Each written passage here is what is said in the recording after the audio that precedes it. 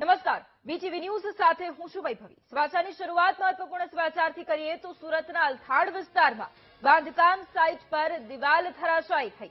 શિવ રેસિડેન્સીના પાર્કિંગની દિવાલ ધરાશાયી થઈ। રાજલક્ષ્મી ગ્રુપના નિર્માણાધીન પ્રોજેક્ટમાં ખોદકામની કામગીરી ચાલી રહી હતી અને તે સમયગાળા દરમિયાન આ ઘટના બની છે। મોડી રાત્રિના સમયે પતરાના શેડ સાથે દિવાલ ધરાશાયી થઈ। દિવાલ ધરાશાયી થતા શિવ રેસિડેન્સીના ઈ અને એફ બિલ્ડિંગના ફ્લેટ્સને ખાલી કરાવવામાં આવ્યા છે। 88 ફ્લેટ્સમાં રહેતા 400થી વધુ લોકોને સલામત સ્થળે ખસેડવામાં આવ્યા છે। ફાયર વિભાગ તંત્રની ટીમ પણ તાત્કાલિક ઘટના સ્થળે દોડી ગઈ હતી। 400થી વધુ લોકોને સલામત સ્થળે ખસેડવાની કામગીરી હાથ ધરવામાં આવી। બાંધકામ સાઇટ પર દિવાલ ધરાશાયી થવાની આ ઘટના શિવ રેસિડેન્સીના પાર્કિંગની દિવાલ ધરાશાયી થઈ હતી। રાજલક્ષ્મી ગ્રુપના નિર્માણાધીન પ્રોજેક્ટમાં ખોદકામનું કામ ચાલી રહ્યું હતું અને તે સમય દરમિયાન આ ઘટના બની। મોડી રાત્રિના સમયની આ ઘટના કે જ્યાં પતરાના શેડ સાથે આ દિવાલ ધરાશાયી થઈ। દિવાલ ધરાશાયી થતા શિવ રેસિડેન્સીના ઈ તેમજ એફ બિલ્ડિંગના ફ્લેટ્સને પણ ખાલી કરાવવામાં આવ્યા હતા। અને આજ મુદ્દે સંવાદદાતા ધ્રુવ ફોન લાઈન પર છે। ધ્રુવ, સુરતના અલથાડ વિસ્તારમાં બાંધકામ સાઇટ ઉપર દિવાલ ધરાશાયી થઈ હતી। ખાસ કરીને એ જાણવું છે કે કેટલા લોકોનું રેસ્ક્યુ કરવામાં આવ્યું અને દિવાલ ધરાશાયી થવાનું કારણ કઈ સામે આવ્યું છે?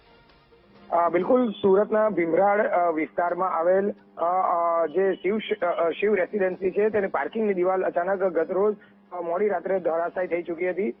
જોકે પાર્કિંગની દિવાલ ધરાશાયી થઈ તેને લઈને જે ત્યાંની શિવશક્તિ રેસિડેન્સની ઈ અને એફ બિલ્ડિંગ આવી છે તેને પણ કદાચ ખાલી કરવી પડે તે પ્રકારની સ્થિતિ સર્જાઈ હતી। બિલ્ડિંગમાં કુલ 88 જેટલા ફ્લેટ હતા તેને ખાલી કરી દેવામાં આવ્યા હતા અને તેમાં 400 જેટલા લોકો જે છે રહેતા હતા તેમને સેફટીના ભાગરૂપે ખાલી કરી દેવા માટે સૂચના આપી દેવામાં આવી હતી।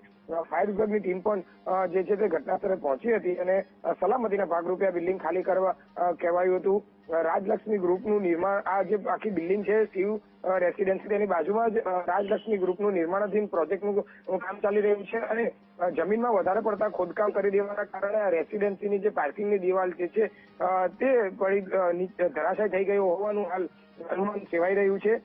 બીજી તરફ બનાવ અંગે પાલિકાની ટીમ પણ ત્યાં ઘટનાસ્થળે પહોંચી હતી અને તપાસ શરૂ કરી છે કે આની પાછળનું સાચું કારણ શું હોઈ શકે છે। બીજી તરફ આ દિવાલ ધરાશાયી થયા બાદ અને જમીન વધુ ખોદી દેવાના કારણે જે બિલ્ડિંગ છે તેને ક્યાંક નુકસાન થઈ શકે છે, તેના ભાગરૂપે સલામતીના ભાગરૂપે હાલ રહીશોને ખાલી કરી દેવામાં આવ્યા છે। જી બિલકુલ, આભાર ધ્રુવ તમામ જાણકારી માટે।